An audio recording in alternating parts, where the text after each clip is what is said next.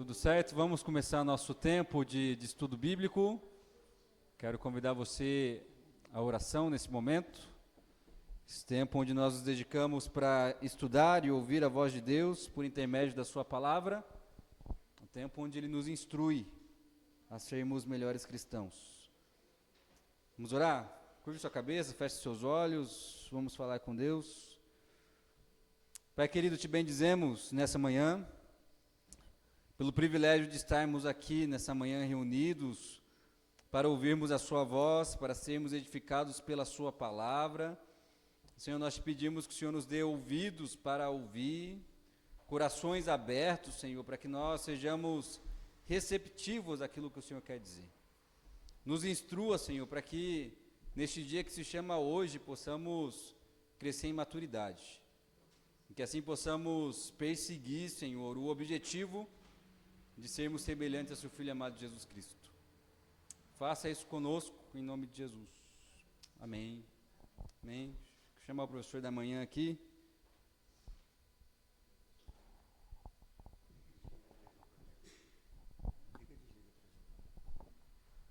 Bom dia, irmão, tudo bom? Hoje está dando um tilt aqui na transmissão, qualquer coisa a gente vai na... Já está ligado. Não, desliga e liga. Mesmo como assim, de costume, que nós temos na nossa, sempre que eu dou a lição, então vamos continuar fazendo o que a gente sempre faz, né? Quem se lembra? Livre. Vamos lá então? Hoje a gente vai aprender alguns sinais a mais que a gente aprendeu das outras vezes, tá? Então a primeira coisa que a gente vai fazer é o bom dia,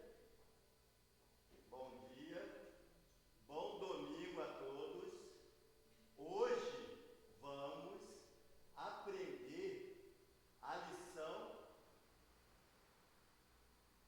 8 do 8º mandamento. Guardaram aí? 8º mandamento. Que vai ser o quê? Não roubarás. Foi para teste, tá legal? Então vamos lá de novo. Até esqueci aqui, caramba, agora. Bom dia a todos. Bom domingo.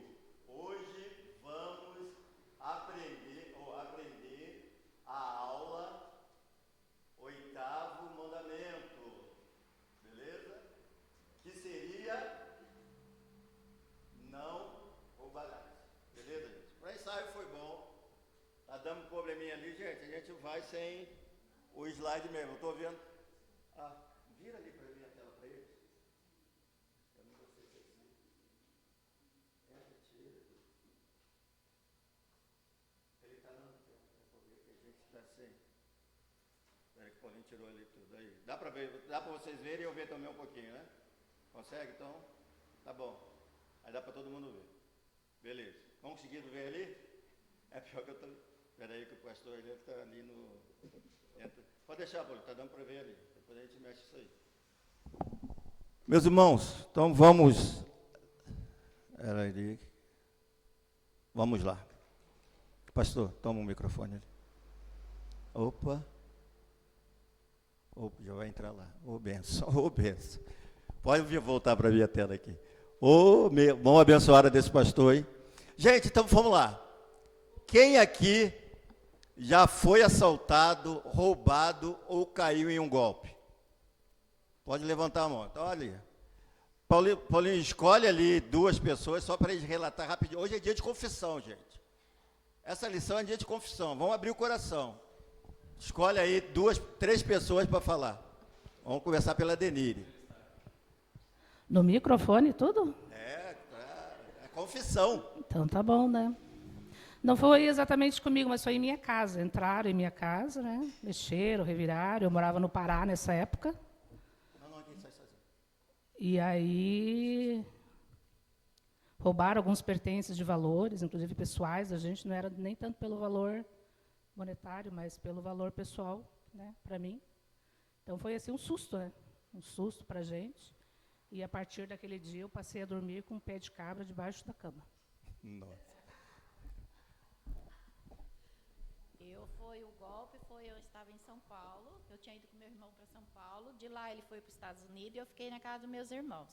No outro dia de manhã, recebi uma mensagem com a foto dele e me chamando de mana, porque a única que me chama de mana é ele e os pastores dos eventos, né, que eu cozinho. Me chamando de mana para mim fazer um pagamento para ele. Aí ele me mandou a cópia lá do boleto, eu fui e paguei, né. Quando ele liga no outro dia, e nós passamos mensagem para ele para saber como é que estava, e eu mandando o recibo lá para ele disse, mas não foi eu. Não foi, então eu caí num golpe, né? E então a gente fica esperta, que quando é isso a gente vai ter que ligar primeiro, né, para ele, para confirmar se realmente é, né? No outro dia, quando eu paguei, já sumiu do meu WhatsApp a foto com tudo. Meu Deus. Você já pensou? Pode mais uma pessoa só, Paulinho. Escolhe aí.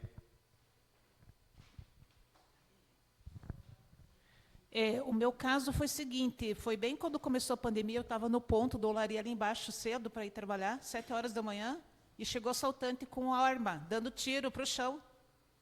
Eu e mais 2 moças ficamos paralisadas. E eles foram pedindo o celular.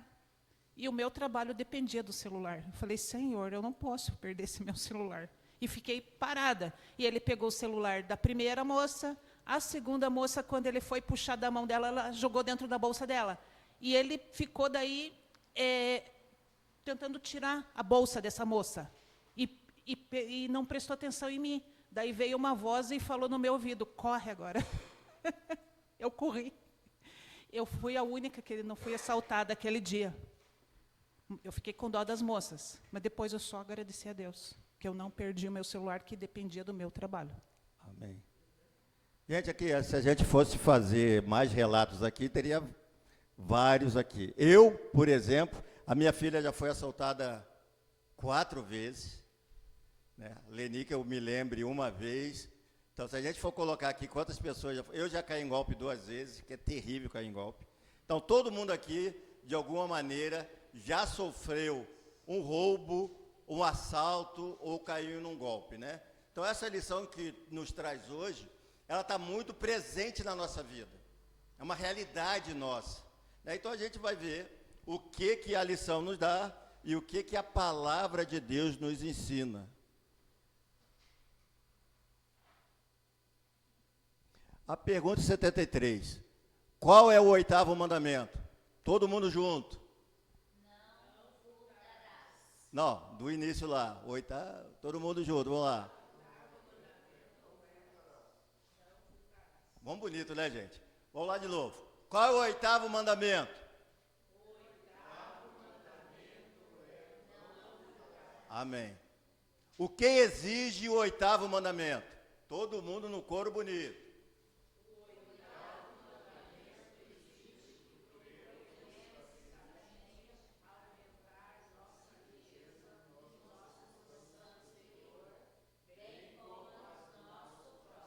Amém.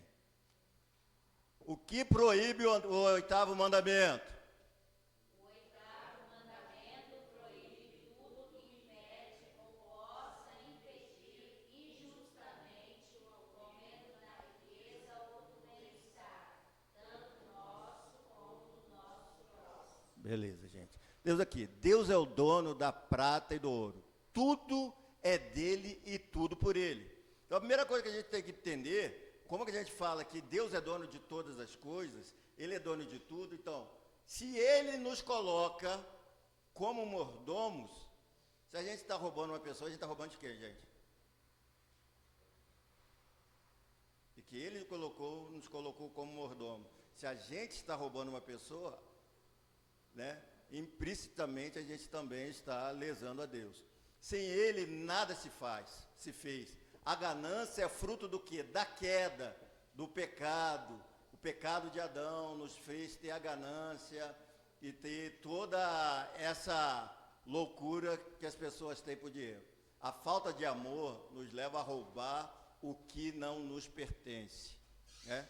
Primeira coisa que a gente tem que entender é porque o mundo está vivendo uma fase de falta de amor.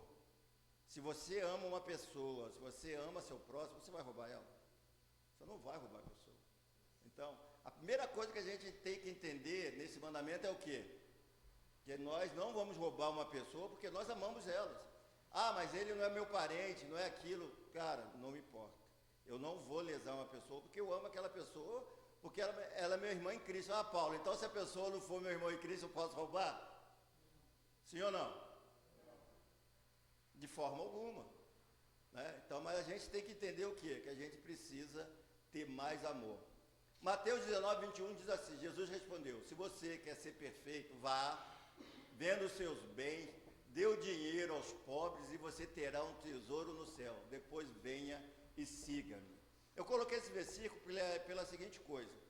O jovem rico, não sei se vocês se lembram desse contexto, o jovem rico chegou a Jesus e falou, Senhor, o que é que eu preciso para herdar a vida eterna?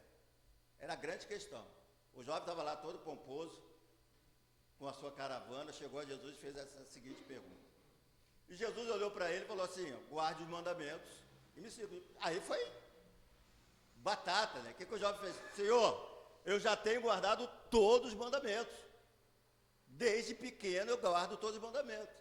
O jovem naquele momento falou assim, cara, estou com a porta do céu aberta para mim.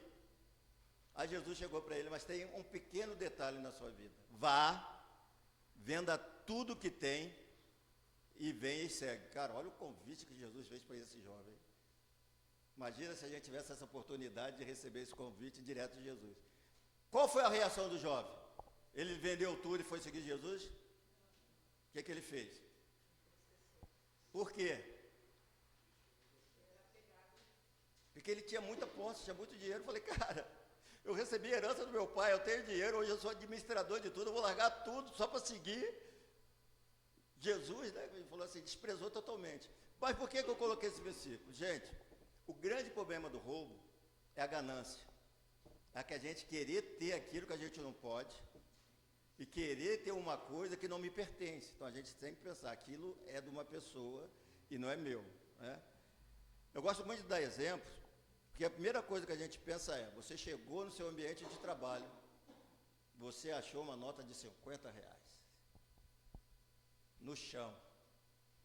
Tem aquele ditado brasileiro que diz, quem sabe o que é?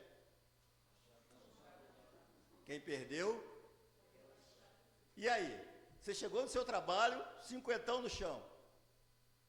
Qual que é a sua reação? A pessoa perdeu, ela é relaxada, você... Qual que é as duas reações? Você vai colocar no bolso, você vai colocar, guardar, né? A primeira reação que vem no nosso coração, né? A primeira reação é essa, concorda? Ou então você vai falar assim, cara, se eu falar que se alguém perdeu R$50, todo mundo vai falar que perdeu, né? Concorda? Também tem essa, tá? Né? Mas assim, a nossa consciência, o que é? Procura o supervisor, ou a pessoa, alguém perdeu R$50, se a pessoa for honesta e procurar o dono, já não é essa sua parte, concorda? Não é a outra parte. Aí eu faço uma outra pergunta para vocês. Passei na frente da igreja, indo embora para casa, achei R$50. E aí? O que você faz?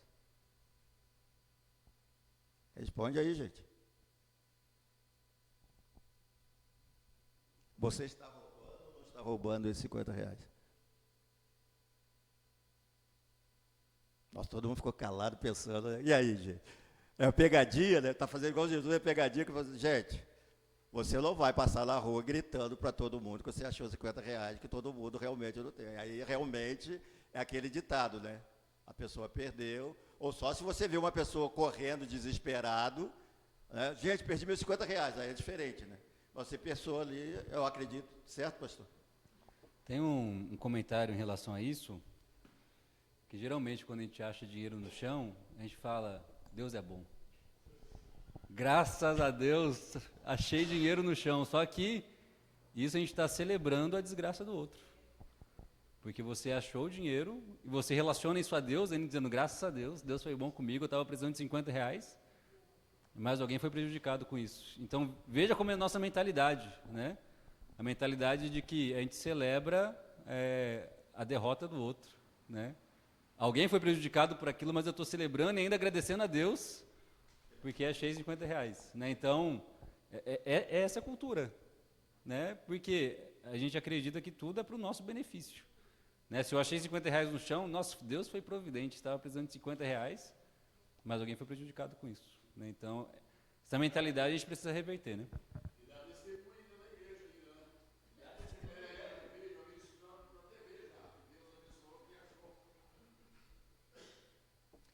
Entendendo Deus como centro de tudo, gente. A Bíblia nos ensina que Deus é acima de qualquer outro, o proprietário de tudo que existe. A gente acha isso no Salmo 89:11. E de sua soberana vontade, portanto, que o homem recebe o direito de propriedade em responsável serviço a ele. Então, tudo que nós recebemos, gente, a gente é proprietário e prestamos um serviço a Deus. Então, tudo que nós temos, a gente pensa assim, cara, Deus me deu isso aqui, eu sou mordomo disso aqui, sou proprietário disso aqui, para a honra e glória de quem? De Deus. Então, se eu tenho aquilo ali, eu tenho que preservar aquilo que Deus me deu. Ah, não é ser aquela pessoa, como se diz, não ser aquela pessoa que tudo é meu, aquilo, eu tenho que compartilhar com aquelas pessoas que necessitam, mas a entender, se Deus me deu, eu tenho que preservar e tenho que cuidar daquilo que Deus me deu. Eu não posso ficar simplesmente receber meu salário e jogar por alto, né, como que não valorizar aquilo que Deus nos deu e que a gente tem que cuidar, né? O direito à propriedade privada. O direito à propriedade privada é uma ordenança de Deus. Se não fosse a lei, não diria, não furtarás, pois como pode alguém roubar se os homens não têm o direito à propriedade privada? Então, se nós temos direito a ter as coisas que Deus nos deu, então, assim, se a gente não tivesse esse direito, conforme a lição nos fala, o que acontece? Tudo é de todo mundo. Se tudo é de todo mundo, se alguém pegar alguma coisa, ela está roubando? Ó, a pergunta é, ali está falando, se tudo é de todo mundo, tudo, imagina bem, a igreja, a sua casa é de todo mundo, sua televisão é de todo mundo, tudo que você tem é de todo mundo tem o direito a usufruir das suas coisas, porque a mentalidade é de que tudo é de todo mundo. Se fosse dessa maneira, existiria o furto? Por que não? Porque tudo teria que ser compartilhado com todos. Mas não é assim, a gente tem direito às propriedades. Então, como você tem direito que aquilo é seu, que é uma propriedade privada sua, a gente não pode furtar, porque que aquilo é da pessoa. Eu não posso entrar na casa de uma pessoa porque vi uma planta bonita, a dona Conceição tem várias, eu falei, dona Conceição, desculpa, mas tudo é de todos, eu vou pegar essa planta bonita aqui e levar para casa, porque é o que eu gostei dela. E assim, o pastor tem o carro dele lá, o Jack, vai chegar o irmãozinho da igreja, pastor, estou sem carro, preciso dessa semana usar seu carro, tá, vou pegar seu carro aí, você se vira essa semana. Se tudo é de todo mundo, seria mais ou menos dessa maneira, viu, gente? O direito à propriedade privada, não é possível que alguém tenha alguma coisa roubada se não for legítimo possuidor dela. Então, gente, essas são frases da lição que se coloca, né? Então, a gente não pode, não é possível que alguém tenha alguma coisa roubada se não for o legítimo possuidor dela. Mesma coisa que eu estou dizendo, se tudo fosse compartilhado, comum de todos, não teria roubo e não teria a propriedade privada, então seria desta forma que a lição nos apresenta por que o motivo da lei. Porque que nós temos o quê? Direito à propriedade, eu tenho direito às minhas coisas, a minha roupa é minha roupa, o meu tênis é meu tênis, e ninguém pode simplesmente chegar, Paulo, me dá. Obviamente, um ladrão chegar, Paulo, me dá o tênis, eu vou dar, né? Mas não é o caso. Tá. O cristão deve se opor ao comunismo e socialismo? A ideia de que a propriedade privada deve dar lugar à propriedade coletiva é algo essencial no socialismo ou comunismo. Os socialistas conseguiram isso através de meios pacíficos, os comunistas por meio violento. Contudo, pertence a todos e nada é de ninguém. Neste caso, não haveria furto, pois todos seriam donos de tudo. Então, a lição está reforçando isso, que a gente tenha nosso direito à propriedade privada e as coisas que nós temos não é coletiva. A lição está deixando bem claro todas essas coisas. E eu gostaria que os irmãos, quem trouxe a lição? Beleza, pastor, me ajuda ali com o microfone. A gente vai lutar aqui, eu achei muito interessante, a gente vai ler o segundo parágrafo dessa lição. Eu gostaria de convidar uma pessoa para ler para a gente, que fala, por vezes, cristãos... Pode ser. Por vezes, cristãos. Por vezes, cristãos sentiram simpatia pelo socialismo ou comunismo. E há duas razões para isso. Por um lado, tem havido grandes abusos no que chamamos sociedade capitalista. Homens procuraram avançar sua própria riqueza e patrimônio externo, sem consideração pelo bem-estar alheio e, de fato, muitas vezes, sem se importar em nada com o dano alheio. O fato de que o socialismo e comunismo afirmam eliminar essas tendências tem, às vezes, enganado os cristãos. 2. Então, há também uma semelhança superficial entre esses sistemas e a partilha de todas as coisas em comum, de que lemos no livro de Atos. Todos os que creram estavam juntos e tinham tudo em comum. Vendiam as suas propriedades e bens, distribuindo o produto entre todos, à medida que alguém tinha necessidade. Atos 2, 44 e 45. Uma maneira atenta dessas palavras e um estudo de Atos 5, de 1 a 11, mostrarão que esse cenário não era semelhante ao socialismo ou comunismo. É verdade que, por um tempo, os cristãos primitivos compartilharam todas as coisas entre si, mas é verdade também que assim o fizeram de forma voluntária. Nunca se exigiu que ninguém abrisse mão de sua propriedade. E os apóstolos, inspirados, sempre reconheceram esse direito à propriedade privada. Beleza, Atos 5, 4. Obrigado, Denise. Gente, então eu fiz a questão de ler isso para a gente entender, porque muitas das vezes, já escutei muitas pessoas, já ouvi palestras de algumas coisas no YouTube, falando que Cristo era comunista, né? Ou socialista, né? Muitas pessoas falam muito isso, e é uma questão errada, porque que eles usam justamente essa base da Bíblia, que os irmãos vendiam tudo, viviam em comunhão e distribuíam as coisas que vendiam, para eles o quê? Compartilhavam todas as coisas. Então eles entendem o quê? Que Cristo era comunista. Outras pessoas usam a multiplicação de pães para justificar que Jesus ele compartilhava tudo. Então eles levam alguns textos da Bíblia para justificar que Cristo era comunista ou socialista nesse sentido. E a Bíblia, de forma alguma, dá nenhuma brecha em relação a isso. Então nós temos que entender o quê?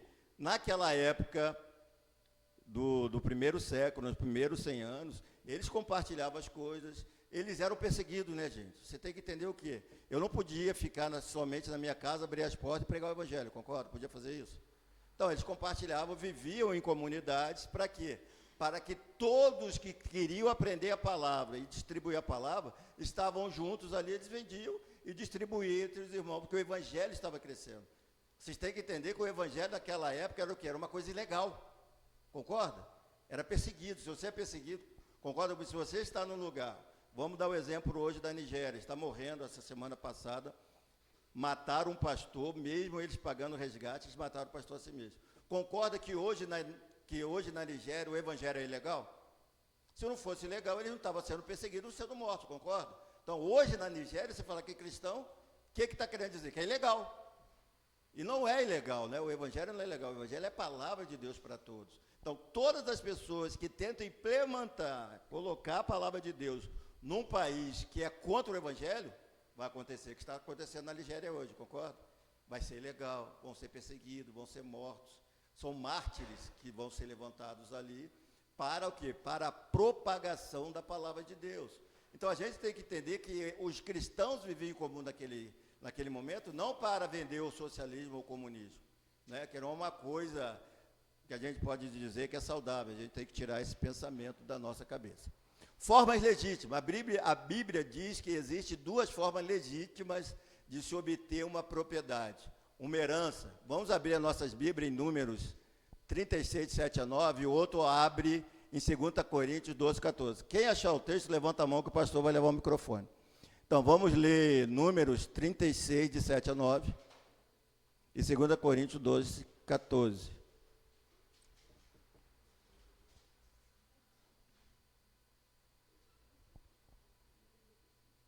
Números 36, 7 a 9.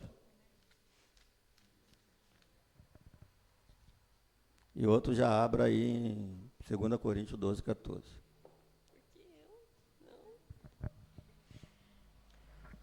Assim, a herança dos filhos de Israel não passará de uma tribo a outra, pois os filhos de Israel devem ficar vinculados cada um à herança da tribo de seus pais. 2 Coríntios 12, 14. Levanta a mão quem vai ler, por favor.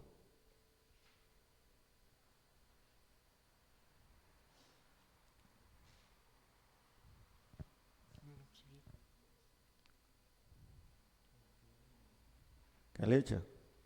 2 Coríntios 12, 14, para o Tiago aqui. 12, 14. Eis que pela terceira vez estou pronto a ir ter convosco e não vos serei pesado, pois não vou atrás dos vossos bens, mas procuro a vós outros. Não devem os filhos entesourar para os pais, mas os pais para os filhos. Então, gente, aqui o primeiro texto que nós lemos, que fala o seguinte: na lei de Israel, quando o Moisés estava distribuindo as leis, o que acontecia? Quando uma pessoa morria e ele tinha que passar a herança, o que acontecia?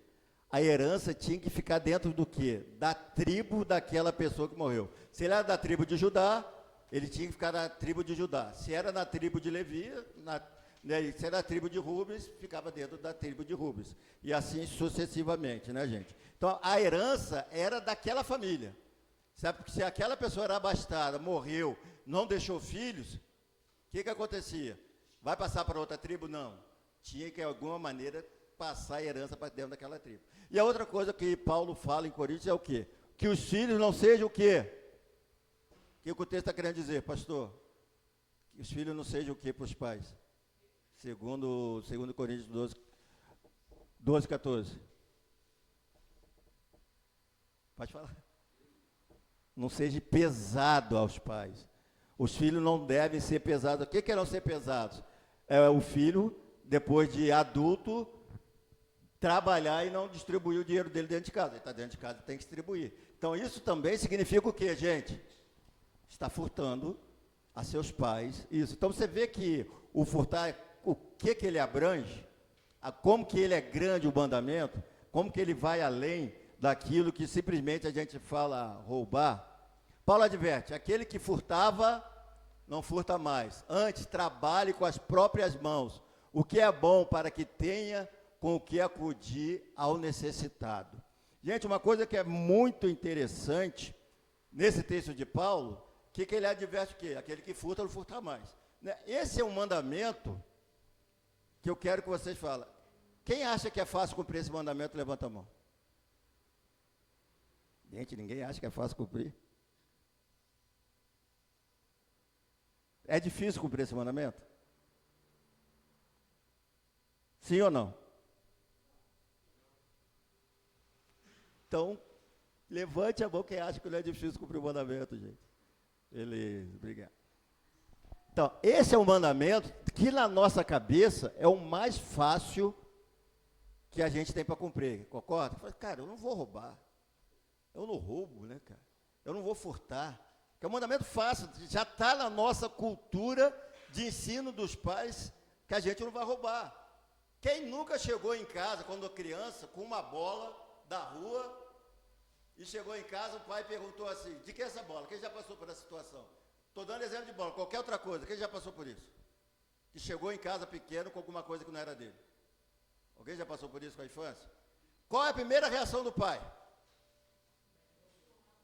De quem é isso? Quem te deu? Ah, quem me deu foi meu amigo.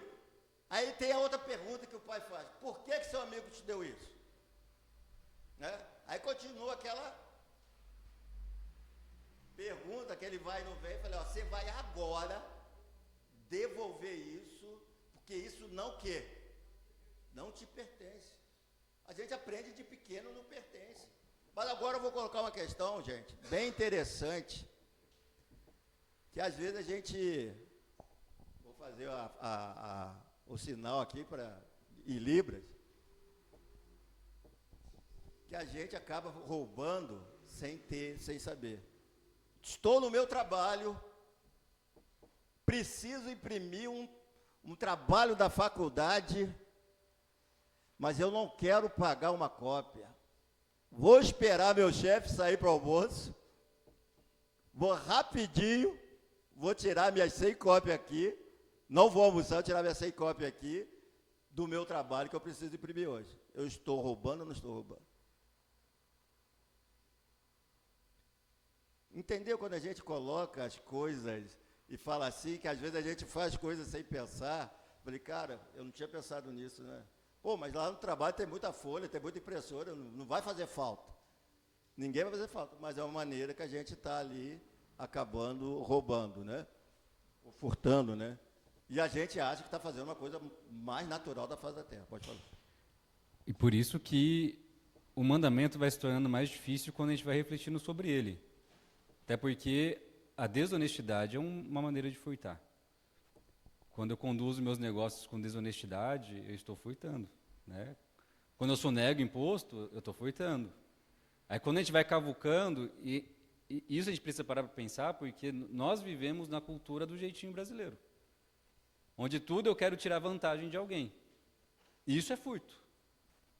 Então, se a gente parar para pensar, a realidade que a gente vive de Brasil, e assim, isso está em nós. A gente sempre quer dar um jeito para não sair prejudicado, para não sair no prejuízo, né? Esse dar um jeito está incluído no mandamento de não furtarás. Aí quando a gente para pensar nisso, peraí, eu posso estar furtando no meu dia a dia, sem perceber, porque isso está tão enraizado em nós, na nossa cultura, que às vezes a gente nem percebe. Mas todas as vezes que eu tento passar a perna em alguém, todas as vezes que eu tento dar um jeito para não levar um prejuízo, mas eu preciso abrir uma brecha para fazer aquilo que é errado, e isso está incluído no mandamento, não furtarás. Não furtarás. Gente, então, assim, a gente tem a cultura do brasileiro que você quer sempre tirar vantagem. A gente tem aquele, eu costumo dizer, 2 tipos de pessoas, né? Tem aquele que não se importa com o dinheiro. Se ele vai fazer um negócio, se ele tiver lucro ou não tiver lucro, ele não está nem aí. Mas ele também está pecando, porque a Bíblia fala que nós temos direito à propriedade privada. Se eu não administro bem as coisas que tenho, se você está fazendo um negócio, e se você está levando prejuízo propositalmente, você está sendo desonesto com você mesmo, né? Pior, você está sendo desonesto com você mesmo. Você está se roubando. Então também isso é pecado, gente. Se você vai fazer honesto, se eu vou vender esse controle, ele vale R$10, por que eu vou vender por R$5? Eu vou me roubar R$5 que eu paguei 10, concorda? Então eu estou auto-roubando. Isso também a gente tem que entender que isso também é pecado. As pessoas frequentemente dizem que o dinheiro é a raiz de todo mal, mas a Bíblia diz que o amor ao dinheiro é a raiz de todo mal. Então o amor ao dinheiro é como que a gente deu o exemplo do jovem rico, que é que ele preferiu, microfone para o Zé, ele preferiu as riquezas do mundo do que andar com Jesus. Ele estava o quê? Ele tinha o amor ao dinheiro, né? Isso também é pecado e a Bíblia condena isso. Pode falar, Zé. Então, acho que no volta dos anos 70, se eu não me engano, surgiu a famosa a lei de Gerson, né? Antes disso, você comentou ali sobre o assunto dos pais que corrigiam os filhos. Na época, roubaram, era um horror. Mesmo as pessoas não tinham conhecimento bíblico, nem 10 mandamentos, nem nada. A cultura da época que roubar era uma coisa abominável, né? Mas eu lembro que a famosa lei de Gerson, que é de levar vantagem em tudo, os mais antigos que talvez lembram, porque a Globo passava isso direto, né, na época, levar vantagem, levar vantagem, levar vantagem. Daí veio um lance assim que como é que é? O direito, o cliente sempre tem razão. Então, essa cultura ela cresceu muito no Brasil, né? Então, no exterior, em alguns países, você vê que isso não é tão forte assim, né? Então, a gente tem que tomar cuidado, porque a cultura é uma praga, né? Dependendo do segmento. E esse aí de levar vantagem em tudo, impregnou. Todo mundo queria levar vantagem em tudo, né? Então, é só essa lembrança aí. Gente, antes de entrar naquele versículo ali, tem uma coisa muito importante, é que a gente, como cristãos, a gente tem que parar de colocar, mas isso é a cultura do brasileiro, né? A gente tem que começar a falar, a cultura do cristão é qual? Seguir os mandamentos de Deus. Se a cultura do mundo me prega, me ensina certas coisas, eu falo assim, eu tenho que seguir o quê? Os mandamentos de Deus, a sua palavra. Então, a cultura, o mundo tem essa cultura, não, mas a minha cultura, o meu Deus não permite que eu faça essas coisas. Então, a gente percebe que a gente tem que estar o quê? Contra a cultura do mundo. Sempre fora da cultura do mundo, né? Porque que isso agrada a Deus. Vamos lá, forma correta. É somente como trabalhamos de modo diligente, a fim de obter a riqueza adequada, que seremos capazes de cumprir a nossa obrigação. Paulo diz, se alguém não tem cuidado dos seus, e especialmente dos da própria casa, tem negado a fé, eu queria colocar ali, quem sabe o final do versículo? É pior do que o incrédulo. Olha como Paulo é duro, gente. Então, quando você recebe seu salário, você tem as suas coisas dentro de casa, se você faz o quê? Não tem cuidado, que não guarda, que você vai fazer faltar dentro da sua própria casa, você tem o quê? Você tem negado a sua fé, e você é pior do que o incrédulo. Gente, então a gente tem que ter muito cuidado quando a gente fala dos mandamentos de Deus, porque Deus nos adverte o quê? Eu preciso cuidar bem daquilo que Deus colocou nas minhas mãos. Por quê? Que eu preciso cuidar dos meus, e, como a gente faz aqui na igreja, a gente tem o pastor Luiz Henrique, nós temos o pastor Rubens na Argentina, nós temos outros missionários que nós temos ajudado. Se eu não cuido bem das coisas que Deus colocou, eu tenho como ofertar na igreja? Não tem, cara, vai voltar na sua casa, porque você não foi honesto com as coisas que Deus colocou na sua mão. Você vai conseguir ajudar o irmão que está na rua necessitado? Não vai. Porque você não cuidou daquilo que Deus colocou na sua mão. Então a gente tem que ter cuidado, que muitas das vezes ele fala, não, eu não trouxe nada de fora de casa, mas às vezes a gente está roubando as pessoas dentro da nossa própria casa por não administrar bem o nosso dinheiro. Tipo de roubo, gente, só para a gente lembrar aqui. O roubo, então, pode ser definido como obtenção ilegal de bens, jogos de azar, preguiça, desperdício, fraude e o roubo que a gente conhece em si só, né, gente? Mas tem um versículo de Malaquias, que, se eu não me engano, é Malaquias. Se eu não for, o pastor corrige, alguém me corrige. Que fala assim, onde vocês me roubaste, estou certo? Ainda bem que eu conheço a Bíblia aí, né, cara? Aí eles respondem, não, Senhor, não te roubamos. Onde vocês roubaram? Nos dízimos e nas ofertas. A gente tem sido um dizimista fiel? A gente tem ofertado daquilo que realmente soubeja, não tirando, lembrando bem, eu vou ofertar, mas eu não vou tirar de dentro da minha casa para faltar dentro da minha casa. Eu vou ofertar aquilo de coração que a gente sabe que Deus vai dar, né, gente? E outra coisa que a gente tem, que eu queria deixar os irmãos bem cientes desse tipo de roubo, eu não coloquei ali, que eu preferi falar. Vocês já ouviram falar na política de verba parlamentar?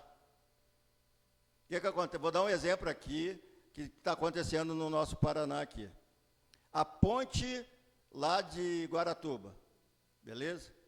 Aí você tem se você passar na foto lá, está escrito assim, o deputado fulano de tal conseguiu uma verba parlamentar para ajudar na conclusão da ponte. Quando o governo ele quer conseguir aprovar uma lei, o que ele abre o quê? Fala, ele abre o cofre e distribui dinheiro para o deputado para ele conseguir fazer alguma coisa na região dele, para ele conseguir ser reeleito. E com isso o advogado fica preso com o governo e tem que voltar aquilo que o governo é. Isso é legal ou ilegal? O que vocês acham? Você vê as maneiras que a gente tem de roubos. Às vezes você chega no hospital, pessoas com filas enormes, a pessoa no corredor, num leito. É fruto do que isso, gente? Fruto de roubo. E nós, como cristãos, não podemos deixar que essas coisas venham afetar nossas vidas e nosso país, né? Que, na verdade, isso afeta o quê? O nosso dia a dia. As coisas que nós devemos preservar, né? E a gente tem que ter a ciência, gente, do seguinte coisa: eu sou mordomo de tudo aquilo que Deus colocou em minhas mãos. Quando entendemos que nossos trabalhos é também um serviço a Deus, feito primariamente para agradá-lo, e teremos como emprego o antídoto para o roubo. Pode vir falar aqui, se terminar, pastor. E isso aqui, gente, a gente tem que entender que tudo que nós fazemos, o dinheiro que vem na minha mão, primeiramente foi Deus que me deu, eu tenho que administrar esse dinheiro. E o antídoto para que a gente possa fugir do roubo é o trabalho honesto, é a saúde que Deus nos deu, para que no dia a dia a gente possa, assim, estar louvando a Deus através de nossos recursos. Maravilha, gente. Eu acredito que o ponto-chave, né, foi o versículo citado pelo apóstolo Paulo, né? Aquele que roubava, não furte mais. Antes, trabalhe, para que com o seu trabalho você possa abençoar aqueles que estão necessitados. Então, quando a gente fala sobre a cultura do povo de Deus, a cultura do povo de Deus não é simplesmente não roubar, tá? A cultura do povo de Deus é ser generoso. Essa é a cultura do povo de Deus.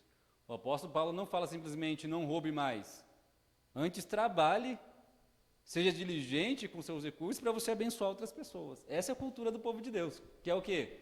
Não é só não roubar, é você trabalhar para ser generoso.